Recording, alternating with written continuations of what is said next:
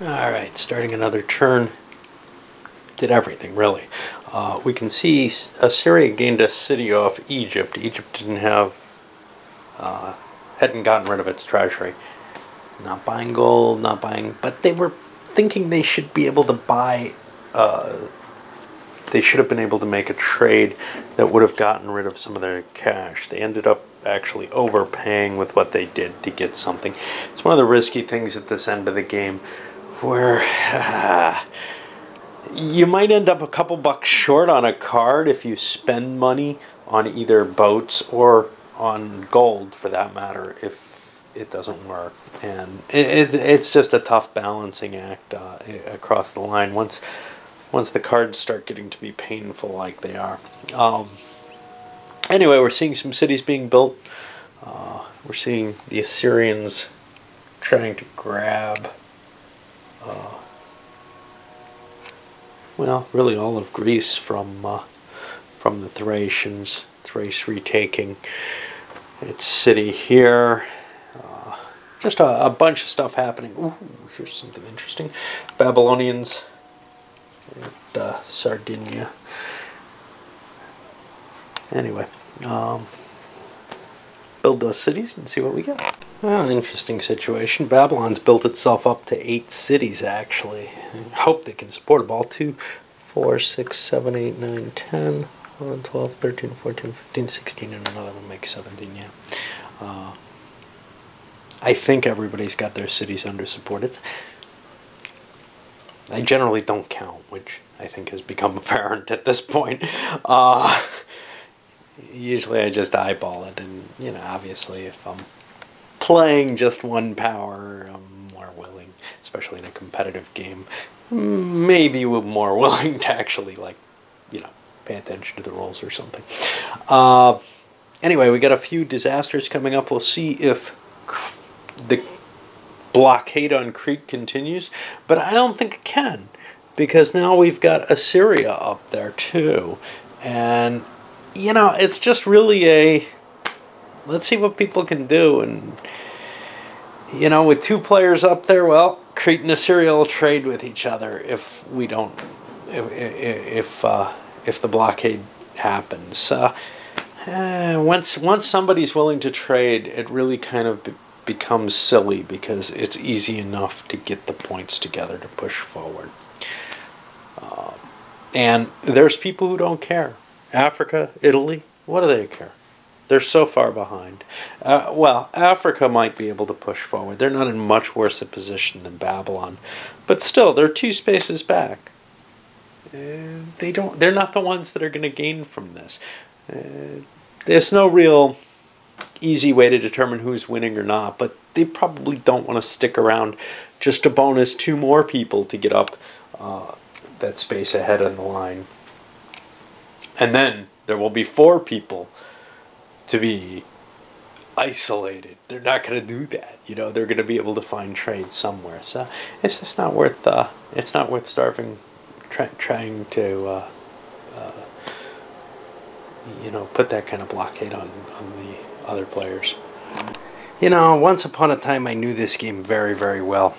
I don't know how many people who've had drama and poetry and bought literacy that I didn't give them the 20-point bonus off drama and poetry for that. I just noticed it here with the Babylonians. They were able to pick up literacy and medicine this turn. You know, it's a real problem that I have with things like Age of Renaissance, where I can't keep track of them all. Now, once upon a time, this was the only game I had that had this kind of add lots of things together, know what you have.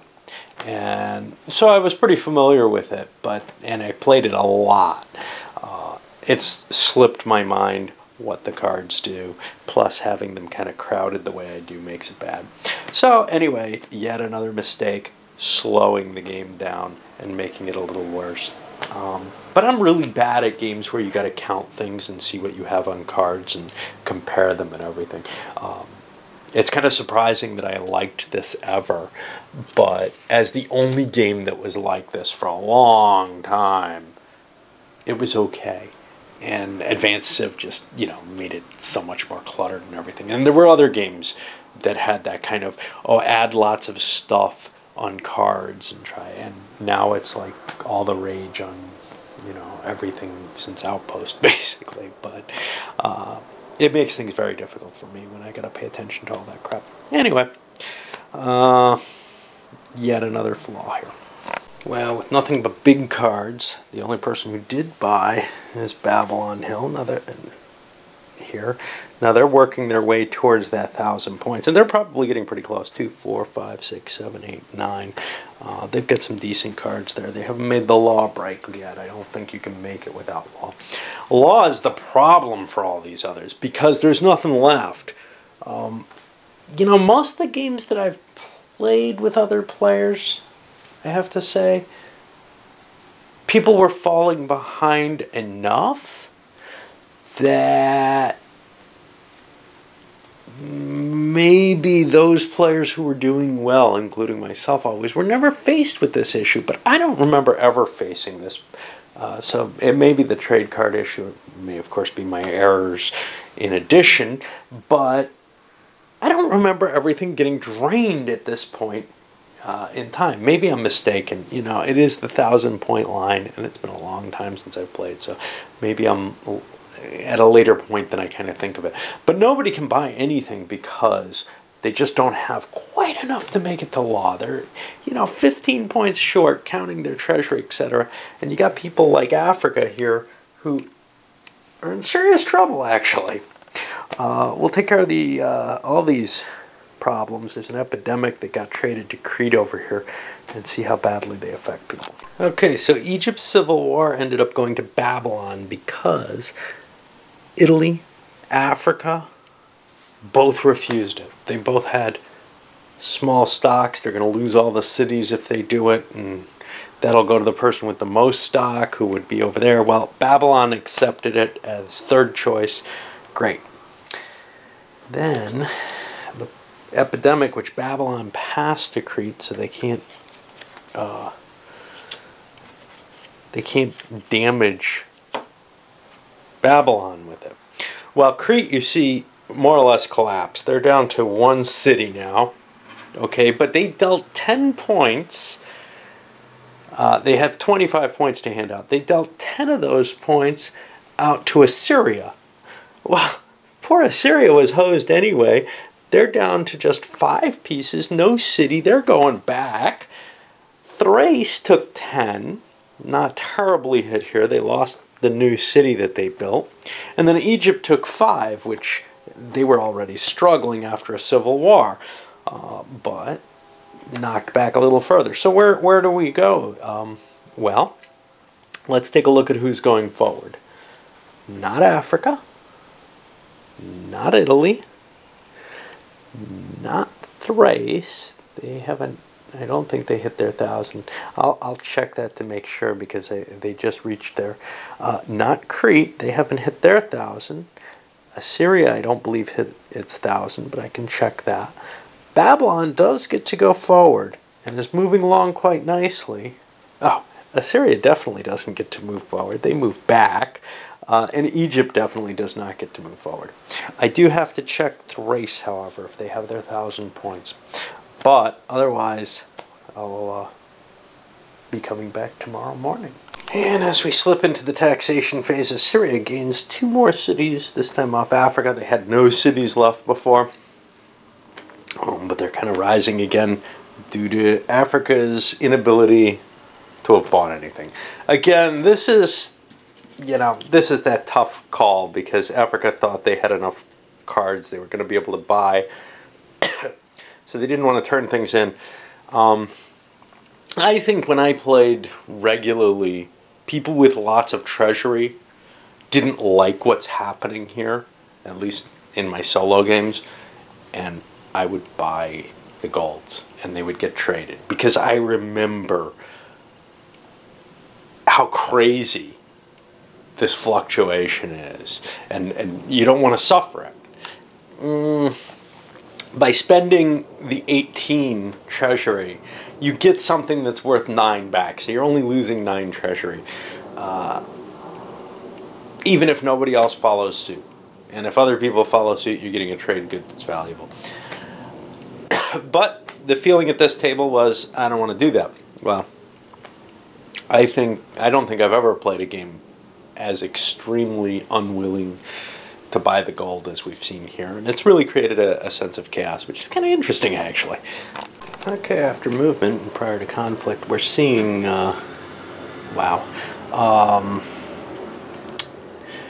Crete being heavily pushed against, mainly by the Babylonians pushing forward. Oh, I forgot to do those Thracians. They wanted to move. They actually had to go first. I'll let them die. That was a mistake. I'm having a lot of trouble keeping track of everything this morning for whatever reason, more than usual. Yeah, I mean, they certainly wouldn't be there, but they went before Crete. And I'm just gonna leave them where they are, I guess, because they don't really want to. They wanted to attack Crete, but Crete's already gone, and that's unfair. But they could attack Babylon, and that'll work. Okay. Elsewhere, we see the Italians kind of coalescing into a city. Egypt trying to build another one. Poor Africa being pushed from both sides. They have almost nothing left, just a couple of cities to build here. They can rebuild the one in Sicily, but they're kind of in one of those loser positions in terms of just everything's disintegrating around their homeland. You see that happen. I mean, it happened to Italy earlier and they recovered. It happened to Assyria and they're on their road to recovery, maybe. It's hard to tell which way things, are going to go once you get these big movements going on in the game. I guess that's about it. I'll resolve the battles and building the cities. The Assyrians seem very concerned about maintaining their hold on the Peloponnesus itself with its rich city spaces, but if they don't get some people there and allow it to grow, it's not going to mean much. And as long as they don't have enough people there to build cities, and it's not a powerful, deterrent, people are going to do as Thrace did and just sail in there and try to take it. And then it becomes a rich area that never develops. And it's kind of interesting how the game kind of devolves into those kind of weird little chaotic situations. Kind of like, when the Aegean area fell into its dark age during the Bronze Ages. Or at the end of the Bronze Age. Alright. Midway through handing out the trade cards, and we're in this kind of weird situation that happens with the gold buying in this one. Not so much when you have the expanded cards, because there's 2 extra 9-point cards. But everybody's bought gold who could, actually. And that would be Crete, Africa, and Thrace. 3 people with the least cards.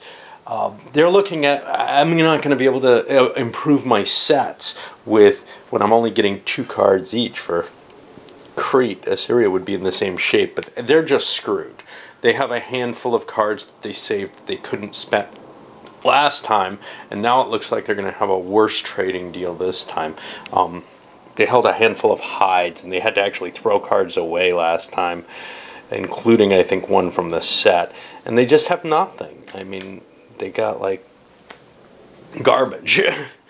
I don't see a 2-point card there, which makes me wonder what happened. What else do we have here?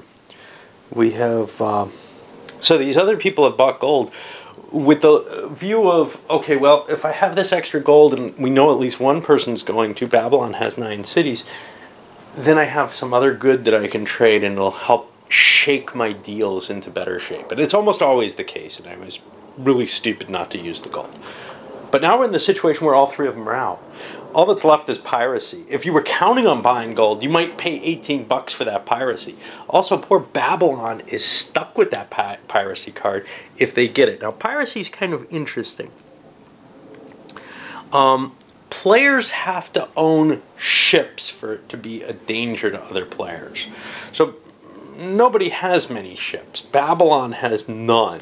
So everybody knows they're safe trading with Babylon, but no, they have 1 ship. So what that can do is it destroys a city that it could conceivably reach eventually, basically.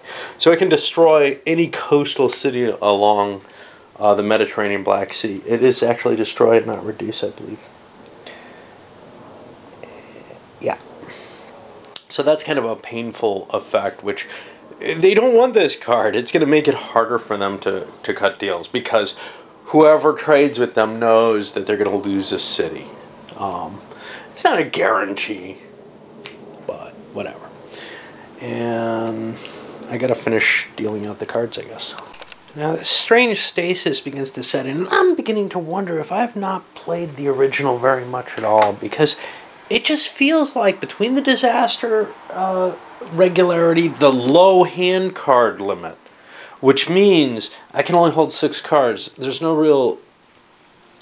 In the other game, with the expanded deck, there's a good reason to keep your cities up, which nobody's really been doing a great job of, but because you can hold a few more cards. So someone like Assyria, who's in this downward spiral, they're just holding 6 cards, all hides, hoping they can get their cities up so that they can get enough to make actual trades, but they're just not able to turn them around. They can give somebody a slight advantage, but nobody wants to give them the edge that'll push them forward again. Crete made a deal. Got a handful of salt, but they don't have the additional backup cards to actually buy anything, so they've got to take a turn pass here. It's just the whole pattern is so different, so almost pathological compared to, you know, these kind of downward spirals. I don't remember that in the game very much, so I think I almost never played the original. It's a different feel, and I'm not sure this would have hooked me as much as playing it with the expanded cards did, but I still think the flaws with the expanded cards exist. Anyway, we got one person moving forward. Africa picked up, the only person who picked anything up, picked up law, and they're going to push forward, assuming they survive their civil war, which they should. And we got a couple disasters to look at: a famine, civil war, and then piracy, which we know is pretty minor. The Babylonians handed that off. And that's the one that doesn't come with a retribution. Almost all calamities come with a, okay, you can't get the guy who dealt it to you back if somebody handed it to you, but you can at least harm other people with it. Well, this one doesn't. It looks like Italy's going to have problems because they couldn't buy anything. There's just, the costs are too high. They have agriculture. They can't quite reach that law burden. That's the other thing. I seem to remember there being more cards always available. Again, maybe getting tainted by my A-Civ, where there is a big pile of cards available. I'll have to look over the deck, see if I'm missing something or something.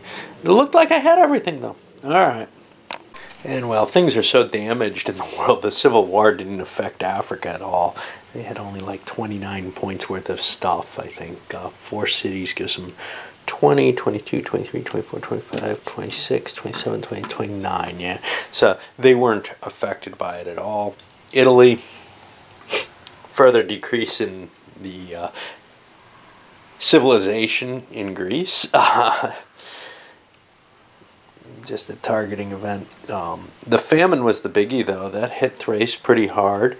And then they turned against Crete, which is almost destroyed at this point. Just a little bit more damage and we'll be starting to send them back. For moving forward, Africa pushes forward and Assyria and Babylon get to move forward because they don't have limits. But this is a very different kind of game from what I remember the game being like for so long. Interesting. Alright, up it goes.